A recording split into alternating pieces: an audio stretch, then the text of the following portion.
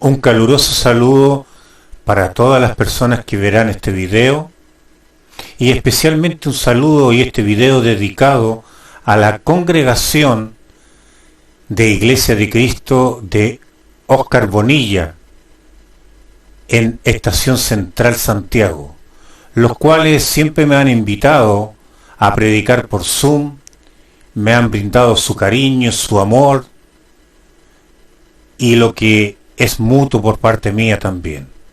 Un caluroso saludo para todos ustedes. Este video lo he titulado La batalla espiritual. Muchos de nosotros hemos oído y hemos escuchado las prácticas de expulsar demonios en iglesias cristianas, entre comillas, de hacer exorcismo, de que tenemos lucha contra demonios y que los demonios están en todas partes, por lo tanto están siempre exorcizando, espantando demonios de casas e infinidades prácticas, aludiendo a que estamos en una guerra espiritual, basándose en el capítulo 6 de Efesios. Y eso vamos a analizar. ¿Cuál es la guerra espiritual que Pablo está enseñando en Efesios 6?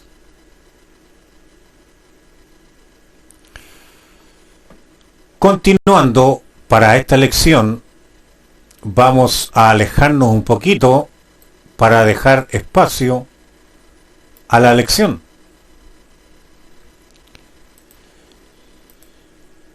Como habíamos dicho, la batalla espiritual que realmente está relatando Pablo en Efesios 6.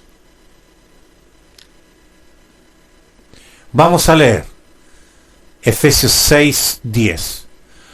Por lo demás, hermanos míos, fortaleceos en el Señor y en el poder de su fuerza. Pablo está utilizando la palabra por lo demás, que es un adjetivo griego que significa de la restante cosa, de aquí en adelante, dando a entender que ya va a terminar toda la idea que tiene en la carta de Efesios, porque esto ya es el final de la carta. Les va a hablar. Y siempre, como todos sabemos, el motivo central de la carta de Efesios es que la iglesia es parte del plan divino de Dios. Y dice al cristiano que en él no está la fuerza ni la fortaleza, sino que está en el Señor, en Cristo. Continuando en el versículo 11 nos dice: vestíos de toda la armadura de Dios, para que podáis estar firmes contra las acechanzas del diablo. Pablo le está diciendo a los cristianos que deben vestirse de toda la armadura de Dios. ¿Por qué usa la palabra armadura? La razón es que la mayoría de los hombres inspirados, la mayoría de los profetas e incluso el mismo Cristo, utiliza ejemplos terrenales para explicarnos verdades espirituales. En este caso está tomando el ejemplo del soldado de la época, que se debe tomar toda la armadura de Dios, no una parte, toda la armadura de Dios para estar firme contra las acechanzas del diablo. El enemigo es el diablo, Satanás. Después continúa en el 12, porque no tenemos lucha contra sangre y carne, sino contra principados, contra potestades, contra los gobernadores de las tinieblas de este siglo, contra huestes espirituales de maldad en las regiones celestes. ¿A qué se refiere Pablo con que no tenemos lucha contra carne y sangre? Veamos algunos versículos paralelos que nos pueden explicar. En Mateo 16:17, cuando Pedro reconoce a Jesús como el Hijo del Dios viviente, el Cristo, Jesús le responde de esta manera. Entonces le respondió Jesús: bienaventurado eres Simón, hijo de Jonás, porque no te lo reveló carne ni sangre, sino mi Padre que está en los cielos. Enseñando Cristo que el reconocimiento que le hace Pedro a él no se lo dijo ni se lo reveló una persona humana. Por eso habla de carne y sangre. Un ser humano no se lo reveló, sino que se lo reveló Dios Padre desde el cielo. Entonces carne y sangre se refiere al ser humano, a la persona humana, terrenal.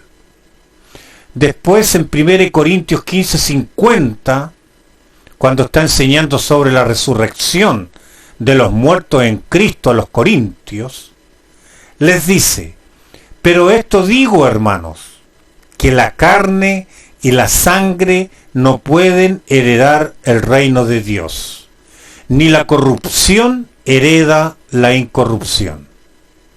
Enseñando que nosotros no vamos a ir al cielo, a la vida eterna, con este cuerpo terrenal. Por eso la carne y la sangre no van a entrar, no van a heredar el cielo con este cuerpo, sino que vamos a ir con un cuerpo celestial, un cuerpo espiritual, no de carne y sangre, porque este cuerpo de carne y sangre peca, se enferma, se corrompe. En cambio nosotros vamos a ir a la presencia de Dios, donde todo es incorruptible, perfecto. Entonces carne y sangre significa seres humanos, personas. Y al decirnos acá que la lucha no es contra carne y sangre, nos da a entender que no es contra las personas ni contra los seres humanos, sino que nos dice que son de las huestes celestiales, que la lucha es contra las huestes celestiales de maldad en las regiones celestes. No estamos luchando contra los ángeles buenos, los servidores de Dios, sino contra los ángeles y entidades espirituales de maldad, liderados por Satanás. Y tampoco debemos temer. ¿Por qué razón? Porque estas huestes ya fueron derrotadas por el Cristo, solamente que ahora tienen poder limitado. Lo dice ahí Colosenses 2:15 que estamos viendo, y dice: y despojando a los principados y a las potestades, los exhibió públicamente, triunfando sobre ellos en la cruz. Aquí Cristo triunfó sobre las potestades malignas, sobre las huestes espirituales lideradas por el diablo. Venció al diablo en la cruz. También en 1 Pedro 3:22 nos enseña quién, refiriéndose a Jesús, al Cristo, habiendo subido al cielo, está a la diestra de Dios, y a él están sujetos ángeles, autoridades y potestades. También nos da a enseñar de que él está a la diestra de Dios, pero siempre él está gobernando y siempre está por sobre todas las huestes espirituales. Sabiendo esto, podemos continuar que Pablo deja claro que hay dos mundos paralelos: el mundo terrenal en el cual estamos en estos momentos y el mundo espiritual donde está Dios y todos los seres espirituales, tanto buenos como malos.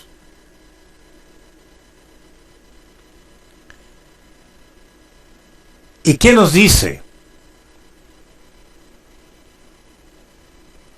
Aquí Pablo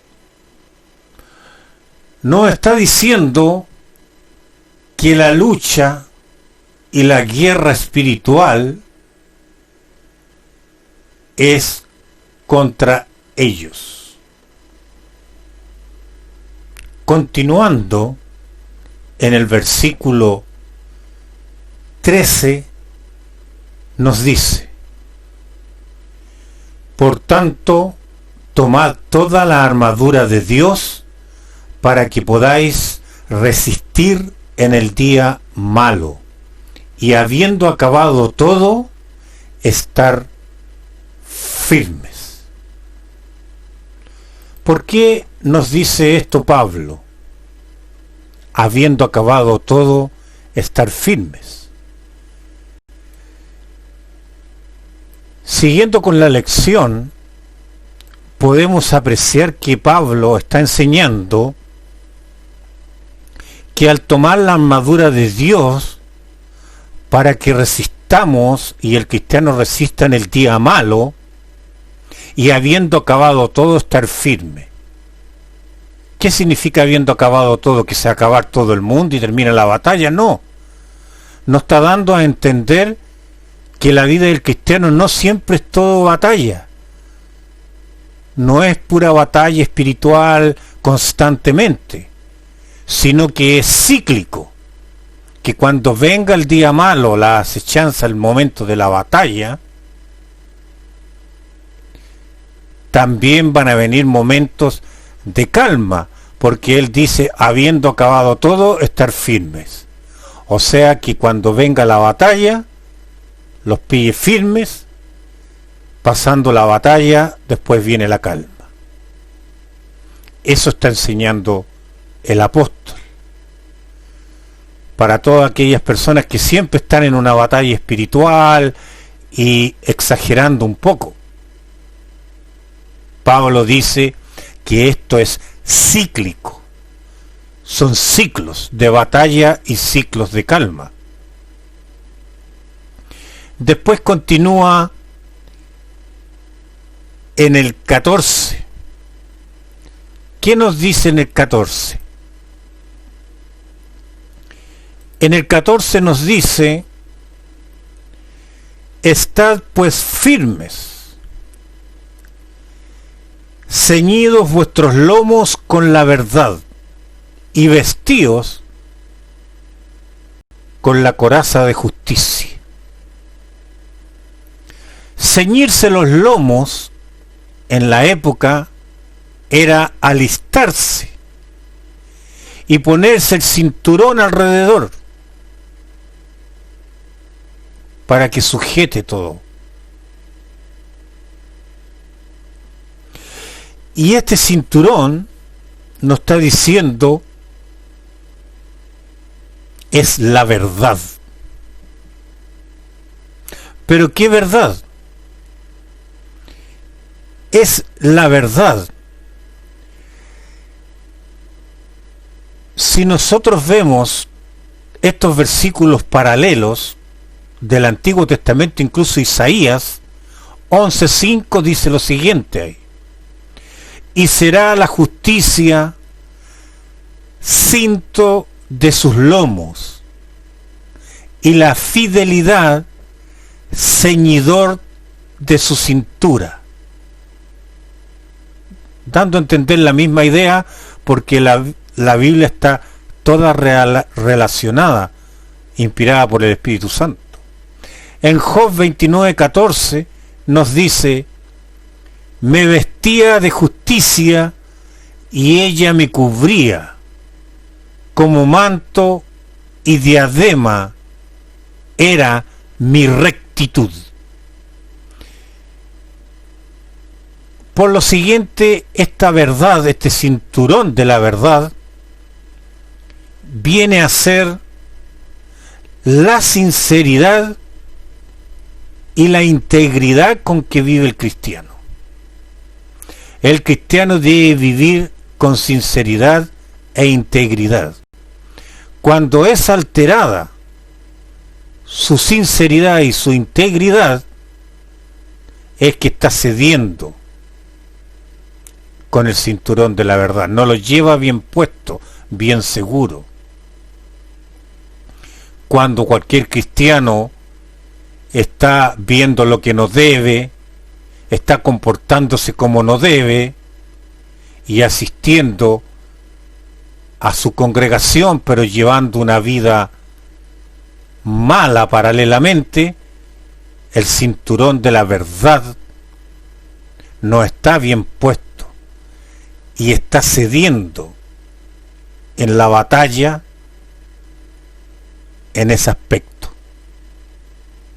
También debemos considerar que la verdad está en la palabra de Dios. Todo lo que hagamos siguiendo las enseñanzas de Cristo es para nuestro bien, para vencer. Continuando, nos dice también ahí en el versículo 14, y vestíos con la coraza de justicia. La coraza es lo que cubre todo el torso, donde está el corazón y los signos vitales, como podemos ver en la foto. Y hay un versículo paralelo que dice, de Isaías 59, 17, pues de justicia se vistió como de una coraza, con yelmo de salvación en su cabeza, tomó ropas de venganza por vestidura, y se cubrió de celo como de manto. Entonces las palabras que está usando Pablo no son nuevas, están relacionadas con la Escritura, con el Antiguo Testamento, inspirado por el Espíritu Santo, algo que entendían los cristianos del primer siglo. Esta coraza de justicia, fíjense que esa palabra justicia viene del griego dikaioune, como lo podemos ver ahí según el diccionario Strong, que significa equidad, ser justo, de carácter o actitudes. Y también significa la justificación cristiana, que el cristiano ha sido justificado de la justicia, por la justicia de Dios. Ambas cosas. Primero, el cristiano tiene que ser justo de carácter y de actitudes, y a la vez también estar seguro de su justificación por Dios mediante Cristo. ¿Por qué? Porque dice ahí más abajo, el cristiano fue perdonado y justificado de sus pecados, y ninguna amenaza o calumnia del diablo lo sacará de su redención. Nosotros no debemos nunca claudicar en la idea y el pensamiento de que hemos sido perdonados, justificados y redimidos, porque no hay ninguna condenación sobre él, sobre el cristiano, porque ha sido perdonado. El diablo te puede confundir y decirte alguna duda o mentira para que tú no te sientas seguro en estas promesas espirituales verdaderas por medio del Cristo. Entonces, estimados oyentes, hermanos que me escuchen, ¿a qué se refiere en el fondo esta guerra espiritual? a todos esos exorcismos que se hacen. En algunas iglesias se hacen verdaderos cosas tipo show de sacar demonios. No, Pablo está hablando que todo lo que ha explicado hasta este instante, que va a seguir explicando, es la influencia que tiene el mundo espiritual en nosotros. Es la influencia que influye en nosotros. El mundo espiritual, que está paralelo al mundo terrenal, influye en nosotros. O nos dejamos llevar por el mundo espiritual bueno, o nos dejamos llevar por el mundo espiritual maligno. Y esto nos está enseñando. No lo está enseñando exorcismo ni cosas así. Nos está enseñando la influencia que ejerce el mundo espiritual sobre el mundo terrenal. Y lo podemos ver aquí en unos pocos versículos. En 1 de Juan 3:12 dice lo siguiente, dando a entender que no seamos así. No como Caín, que era del maligno y mató a su hermano. ¿Y por qué? Porque sus obras eran malas y las de su hermano justas, dando a entender que Caín era del maligno porque se dio a la maldad, al pecado de matar a su hermano. Fue influido por las huestes malignas, por el demonio. En 1 Juan 5:19 nos dice, dándole seguridad a los cristianos, sabemos que somos de Dios, los cristianos, y el mundo entero, dice, está bajo el maligno. Da a entender que cuando el cristiano sale del mundo y es agregado a la iglesia, después que se ha arrepentido, confesado el nombre de Cristo, ha creído en Él, se ha bautizado por inmersión, y Dios lo agrega a la iglesia, Él ha sido trasladado del mundo de las tinieblas, que es el mundo afuera, al reino del amado Hijo. Entonces, cuando estábamos no cristianos, estábamos bajo el maligno. El mundo entero está bajo el maligno. Así que ¿para qué hacer tanta exorcismo si todo el que no está en Cristo está bajo el maligno? Lo dice la Escritura. En Juan 13:2, cuando habla de Judas Iscariote, en la última cena, dice así, y cuando cenaban, como el diablo ya había puesto en el corazón de Judas Iscariote, hijo de Simón, que le entregase,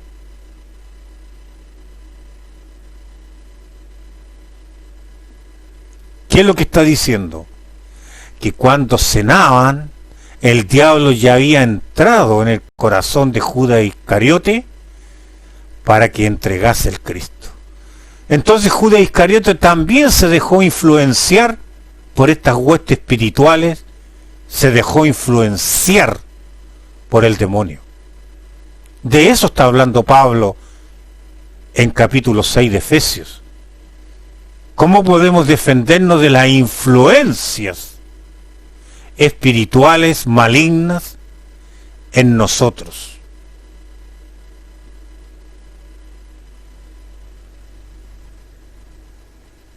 Continuando con el versículo 15, nos dice, y calzados los pies con el apresto del Evangelio de la paz. ¿Qué significa esto del apresto del Evangelio de la paz? Veámoslo en nuestro estudio. ¿Qué significa el apresto del Evangelio de la paz? Aquí podemos ver que la palabra de Dios dice, calzado los pies con el apresto del Evangelio de la paz. Por lo tanto, está hablando del calzado del cristiano, del soldado cristiano. Y el apresto del Evangelio de la paz.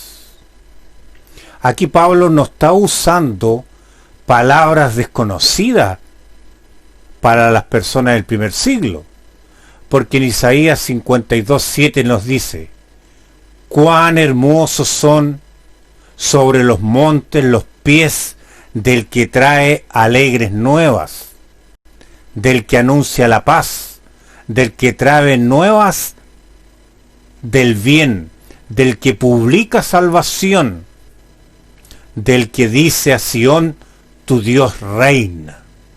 Romanos 10:15. ¿Y cómo predicarán si no fueren enviados?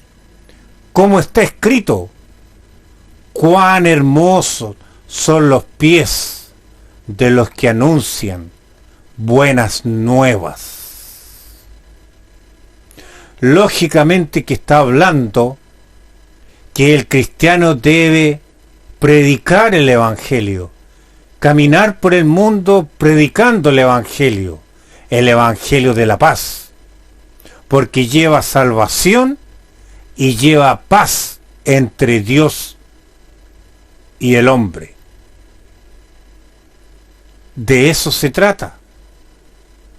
Porque usa la palabra apresto. Veamos qué significa la palabra presto. La palabra presto en el griego, según el diccionario Strong, es heitoimasia, que significa preparación. Entonces nos dice aquí el apóstol: preparados los pies para ir y pregonar y predicar por todas partes el Evangelio de las buenas nuevas, porque eso significa Evangelio, buenas nuevas de salvación y de paz entre los hombres y Dios. Continuemos con el versículo 16. ¿Qué nos dice el versículo 16? Sobre todo, tomad el escudo de la fe, con que podáis apagar todos los dardos de fuego del maligno. Aquí está comparando la fe con el escudo del soldado. La fe es lo que a nosotros como cristianos nos protege. Una fe grande, una fe genuina, una fe no dubitativa, es una fe que protege. ¿Y de qué protege? De los dardos de fuego del maligno. Aquí la palabra dardos es proyectil, flecha encendida. En los tiempos antiguos, la flecha encendida era mucho peligro para el soldado, porque aparte de atravesarlo, lo quemaba. Entonces, con la fe nosotros nos protegemos de los ataques del diablo, de la influencia, porque nos puede atacar de una manera de tentación, nos puede atacar por medio de otras personas que nos quieren hacer el mal, por las actitudes negativas de otras personas. Entonces, por pensamientos que nos hagan dudar de nuestra fe y de nuestra perseverancia en Cristo. Entonces, teniendo una buena fe, estamos protegidos. Continuando, nos habla en el versículo 17: y tomad el yelmo de la salvación y la espada del Espíritu, que es la palabra de Dios. Yelmo es casco. También la similitud del soldado, el casco que cubre la cabeza, donde están nuestros pensamientos, nuestras ideas. También no es una palabra nueva que está usando Pablo, ni una idea nueva. Si vamos a Isaías 59, 17, nos dice: pues de justicia se vistió como de una coraza, con yelmo de salvación en su cabeza. Tomó ropas de venganza por vestidura y se cubrió de celo como de manto. Aquí también usa la frase yelmo de salvación en su cabeza. En 1 Tesalonicenses 5:8 dice: pero nosotros, que somos del día, seamos sobrios, habiéndonos vestido con la coraza de fe y de amor, y con la esperanza de salvación como yelmo. Así nos dice, la esperanza de salvación como yelmo. Lo vamos a mirar más detenidamente. Ahí está. La esperanza de salvación como yelmo. Eso nos dice.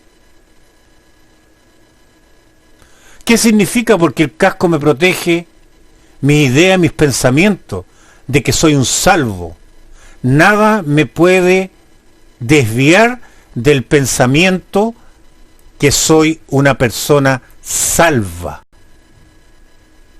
Cualquier idea errónea que me aleje los pensamientos y me haga dudar de mi salvación, estoy descuidando el casco. Sigamos. Después continúa en el versículo 17, y la espada del Espíritu, que es la palabra de Dios. El arma del cristiano es la palabra de Dios, porque es la espada del Espíritu.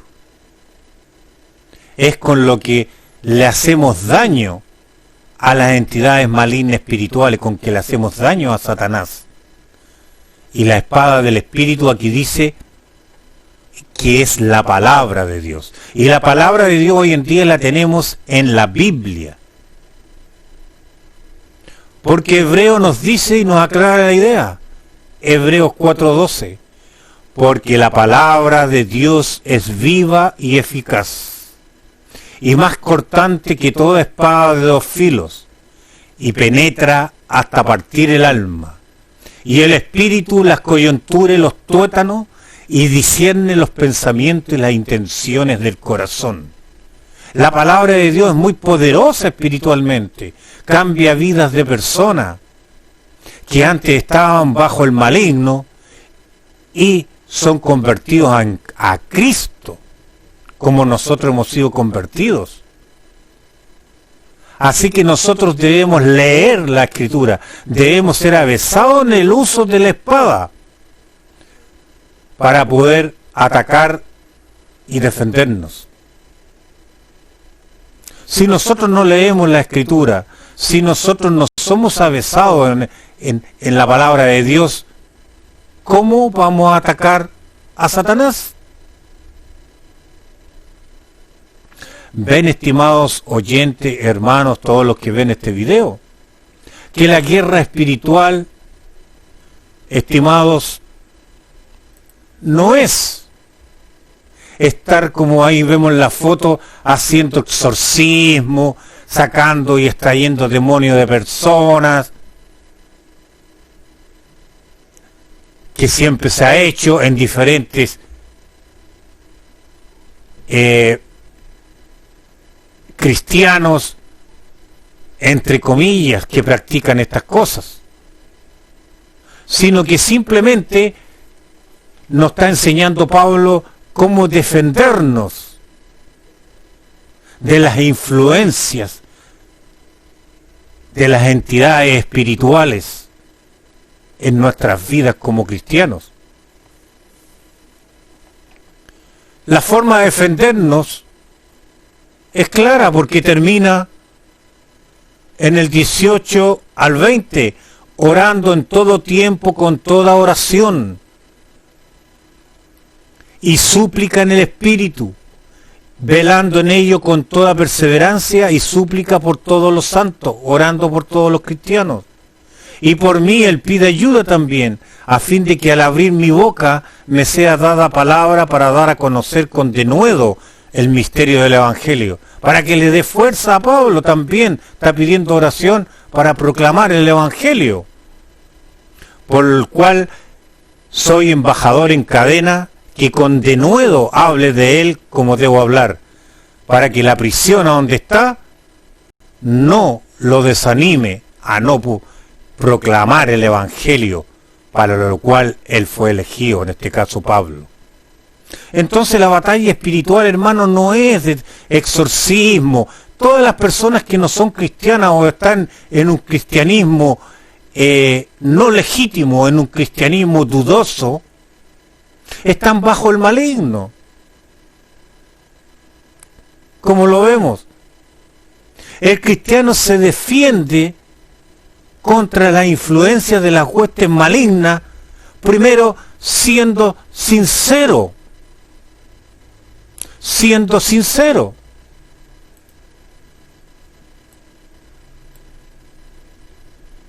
Es lo primero, estimado hermano. Siendo sinceros y rectos,